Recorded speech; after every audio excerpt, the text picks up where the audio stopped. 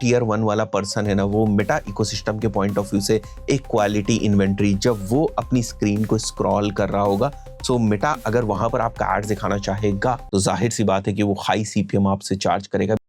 हाँ जी, welcome back. अगर आप मेटा एड्स रन करते हैं तो आपने भी बढ़ती हुई सीपीएम को एक विलेन की तरीके से जरूर देखा होगा। आज के इस वीडियो में हम लोग इसी चीज को समझने वाले हैं, क्या राइजिंग सीपीएम वाकई में मैटर करती है या नहीं, या अगर सीपीएम बढ़ रही है तो कौन से ऐसे फैक्टर्स हैं जिनकी वजह से सीपीएम बढ़ती है।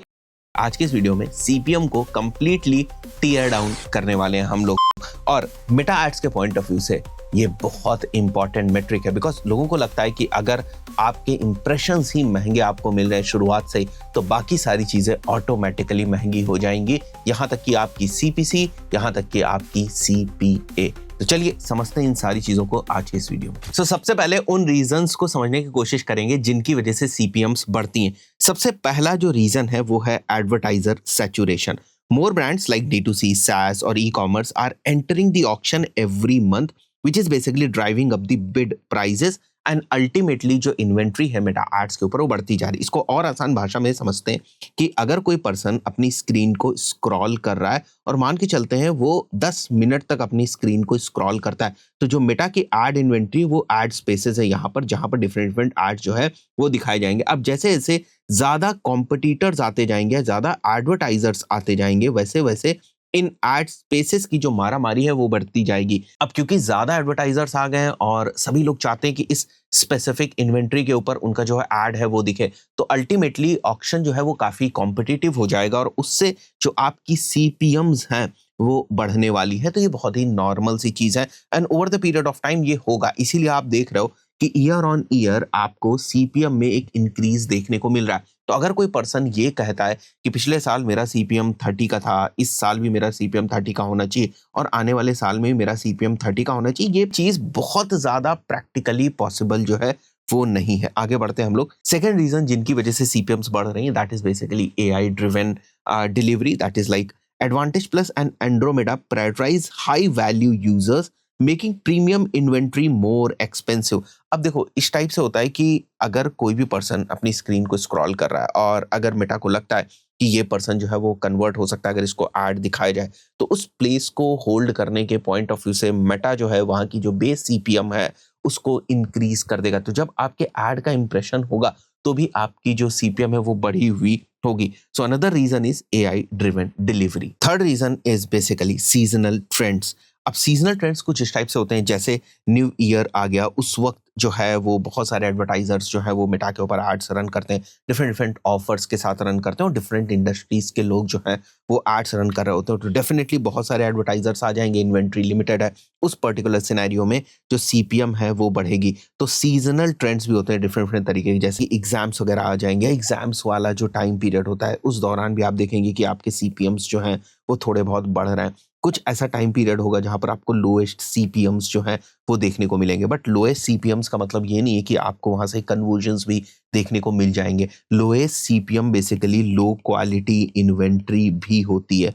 इसी को हम लोग समझने की कोशिश कर रहे हैं आज के इस वीडियो में, और इसी आंसर को फिगर आउट करेंगे। क्या राइजिंग सीपीएम्स एक्चुअली प्रॉब्लम है? क्या राइजिंग सीपीएम्स की वजह से अब आप सर्वाइव नहीं कर सकते? तो ये सारे क्वेश्चंस के आंसर आज आप इस वीडियो के अंदर डिकोड कर लेंगे।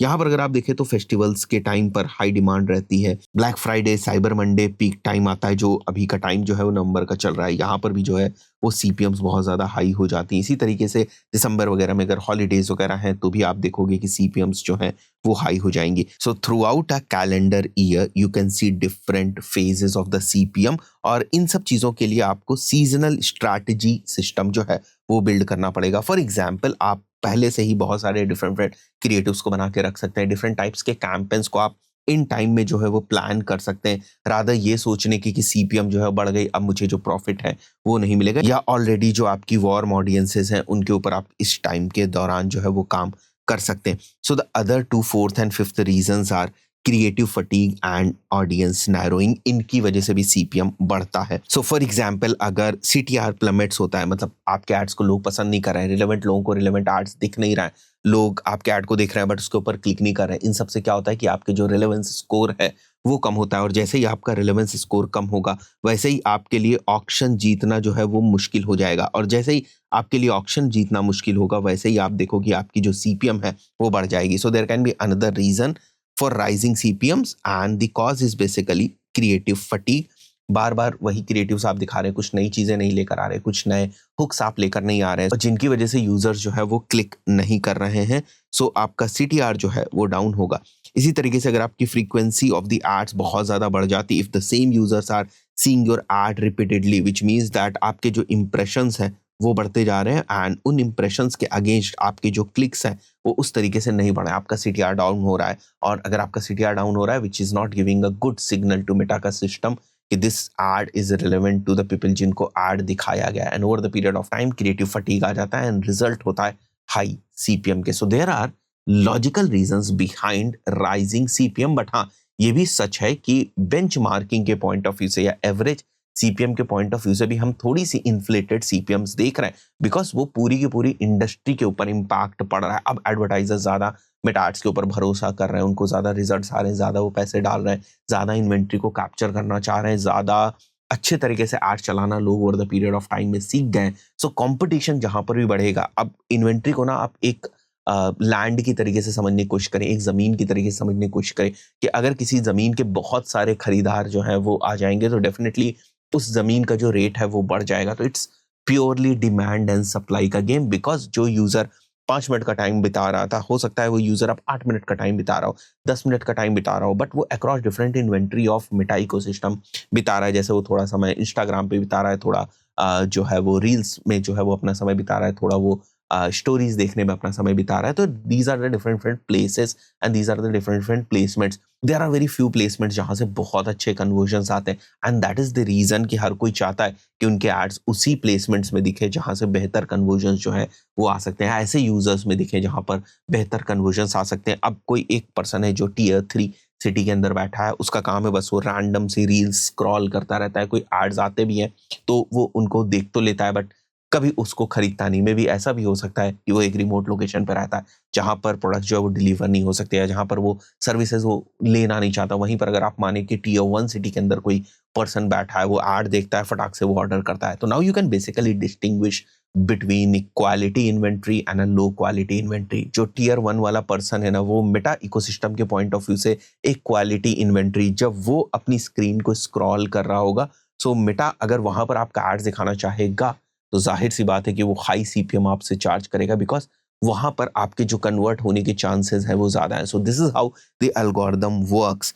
अभी मैं जो आपसे बात कर रहा था वो क्रिएटिव फटीग की बात कर रहा था, बट जैसे जैसे ज्यादा यूजर्स जो है वो एड्स को केवल देख रहे हैं बट कुछ इंटरेक्शंस नहीं कर रहे हैं, कुछ कन्वर्जन्स नहीं कर रहे हैं, तो वहां पर जो एड्स की फ्रीक्वेंसी है वो बढ़ती जा रही है और कन्वर्जन्स हो नहीं रहा है. So this again is a signal of creative fatigue and it will raise your CPMs. Next is basically audience narrowing. So for example, अगर आपने ओवर टारगेट कर दिया, आपको लगता है आप बहुत ही नैरो जाएंगे, आपको लगता है ये प्लेसमेंट्स मेरे लिए काम कर रहे थे, ये लोकेशंस मेरे लिए काम कर रही थी, ये टाइम मेरे लिए काम कर रहा था. सो बेसिकली जितना ज़्यादा आप मेटा के सिस्टम्स को रिस्ट्रिक्ट करते जाएंगे कि मैं बस इसी यूज़र को दिखाना चाहता हूँ, डेफिनेटली वहीं पर वो सप्लाई एंड डिमांड वाला फिर से कॉन्सेप्ट आ जाएगा. नाउ आपने मेटा के पूल से कुछ ही लोगों को सेलेक्ट करके रखा है कि बस मेरा ऐड इन्हीं लोगों को दिखाओ, और मेटा बाहर जा नहीं पा रहा है, तो वो क्या करेगा, इन लोगों के लिए आपकी जो सीपीएम है उसको काफी हाई कर देगा. दैट इज द रीजन कि हम क्या बोलते हैं, आप ब्रॉड जाओ. अब जब आप ब्रॉड जाते हो तो आप बोलते हो नहीं, मेटा कन्वर्जन नहीं कर पाएगा. नाउ मेटा का एल्गोरिथम आज के टाइम में इतना मेच्योर है, इतना समझदार है कि उसको पता है कि ब्रॉड में से भी आपके प्रोडक्ट, आपकी सर्विस के पॉइंट ऑफ व्यू से जिन लोगों के ज्यादा चांसेस हैं कन्वर्ट होने के, वो उनको एड आपका दिखा सकता है. That is why we are now more relying on the broad audience and the broad aspect of the audience. तो पहले ऐसा नहीं होता था. पहले जब मेटा का एल्गोरिथम उतना मेच्योर नहीं था, उतने कॉम्पिटिटर्स नहीं थे, सिस्टम्स में उतनी लर्निंग नहीं थी, तब हम लोग ये बोलते थे कि ठीक है, इफ यू वांट आप बहुत ज्यादा नैरो कर सकते हैं. और उस वक्त क्योंकि कंपटीशन इतना ज्यादा नहीं था तो सीपीएम भी उस तरीके से नहीं बढ़ती थी. बट आज के टाइम में कंपटीशन भी ज्यादा है तो सीपीएम्स भी बढ़ रही हैं. So for this the creative fatigue, the solution is, और द सोल्यूशन सिस्टम इज, नए हुक्स ट्राई करें आप, UGC, motion, different types of creatives, rotate winners, think of the winners, think of the ads which are basically working, उसके around और ज्यादा जो है वो क्रिएट करने की कोशिश करें. Reset the comments, right. Now again narrowing audience, मैंने अभी आपको बताया कि if you are selecting very small audience, geo limits and all kind of limits, and it's a very simple thing to understand कि अगर आप कोई भी एल्गोरिदम को लिमिट दोगे कि बस मुझे यही दिखाना है, that will basically raise end up your CPMs. So the solution system is go broad, advantage plus audience को यूज करो, लुक अलाइक्स को यूज करो if you are more concerned about the quality, consolidate करें sets को, ads को, campaigns को, do not create unnecessary ad sets और campaigns if that is actually not required. Now वापस आते हैं सबसे इंपॉर्टेंट क्वेश्चन के ऊपर कि ठीक है, अगर हम CPMs को बढ़ते ही देना चाहते हैं तो क्या बढ़ती हुई CPM हमारे लिए प्रॉफिटेबल हो सकती है? हमें कोई फर्क नहीं पड़ता है अगर CPM बढ़ रही है, अगर आप हमें ये प्रूफ कर दें कि एक बढ़ी हुई CPM से भी रिजल्ट आ सकता है. अब यहाँ पर देखो, एक रियलिटी चेक मैं आपको दिखाता हूँ या एक कंपैरिजन करके दिखाता हूँ. So the conception is basically cheap CPM traffic. अब यहाँ पर देखो, अगर CPM की कॉस्ट जो है वो कम आ रही है तो आपका क्लिक थ्रू रेट भी कम होगा, और ये सारी चीजें ना डायरेक्टली रिलेटेड हैं.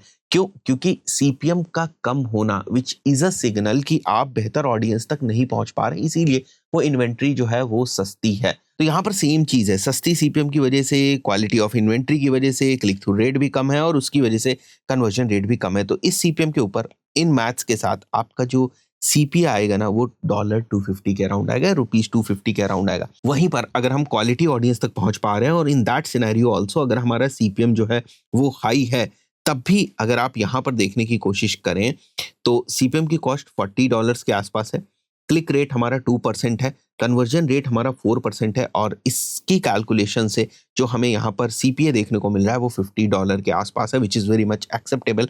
अगर आप इन दोनों को कंपेयर करेंगे तो चीज़ें आपको समझ में आ जाएंगी. सो इस डिस्कशन से तो आपको ये लग रहा होगा कि मैं ये जस्टिफाई करने की कोशिश कर रहा हूँ कि बढ़ते हुए CPMs ही बेहतर होते. It's not like that. देखिए, जितना आप उसको कंट्रोल कर सकते हैं डिफरेंट डिफरेंट वेज के थ्रू, ऑडियंस को ब्रॉड करके, सिग्नल्स प्रोवाइड करके, दैट्स एब्सोल्युटली फाइन. बट ऐसा नहीं है कि बढ़ता हुआ CPM हमेशा आपके लिए फायदेमंद होगा. There are other combinations also जो डेडली हो सकते हैं आपके लिए. समझते हैं उनको. क्रिएटिव फटीग की डेफिनेशन, अगर CPM आपका बढ़ रहा है और आपका CTR जो है वो घट रहा है, विच मीन्स दैट आपकी जो ऑडियंस वो काफी ज्यादा ब्रॉड है. Meta is showing your add more frequently to get some engagement, raising cost while click through rate plummet. Second, अगर आपका CPM बढ़ रहा है और आपका conversion ratio जो है वो घट रहा है, which means that there is an audience mismatch. So you are basically paying a premium for an audience that doesn't want your offer. Either targeting is too narrow or product market fit is not there. So there are different reasons also. So इस तरीके से अगर आप देख रहे हैं कि आपकी CPM बढ़ी हुई है तो भी आपको खुश होने की जरूरत नहीं, because there are other permutation combination also. So the response toolkit is retarget, broaden audience, fix landing page relevancy, or change your offer, or see if your product market fit is there or not. So CPM should also not be greater than your benchmark. For example, आपका experience कहता है कि यहाँ का जो CPM है वो 120 rupees का होना चाहिए, तो फिर आपको 200 का CPM एक्सेप्ट करने की ज़रूरत नहीं है, कुछ और चीज़ों को डिबग करने की आपको ज़रूरत है. Your cost are mathematically unsustainable compare to industry standards, likely a placement constraint और geo targeting issue. So now you have to understand very important difference between आपके कन्वर्जन ड्राइवर्स कौन से होते हैं, आप डायग्नोसिस किसको करते हैं, और आपकी नॉर्थ स्टार मेट्रिसेस कौन सी होनी चाहिए. North star matrices are the goals which you are chasing. क्या चीजें इंपैक्ट डालनी चाहिए आपके ऊपर, राइट. सो योर डायग्नोसिस वाली जो चीज है that is basically CPM, frequency, CPC, audience overlap.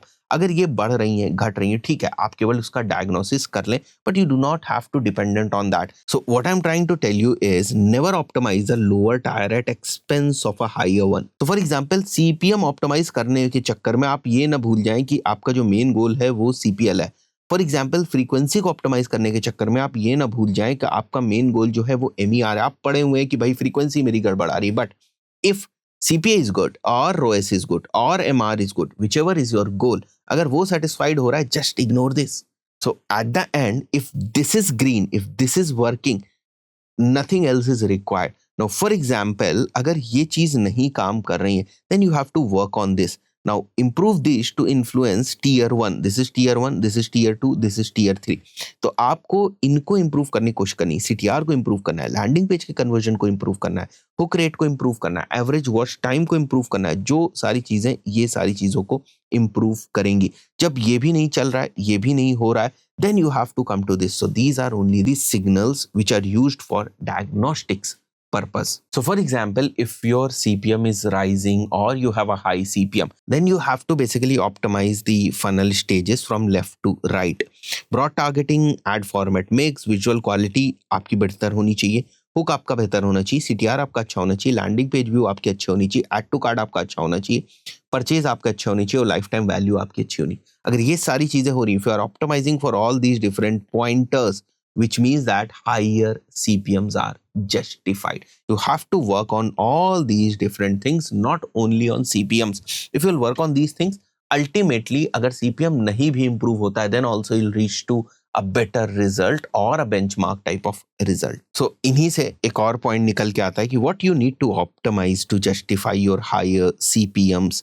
Right. So offer and angles, creative strategy, landing pages, data signals, which is basically the tracking, targeting structure, measurement analysis, track MER, monitor new customer ROAS. ये सारी चीजें important है.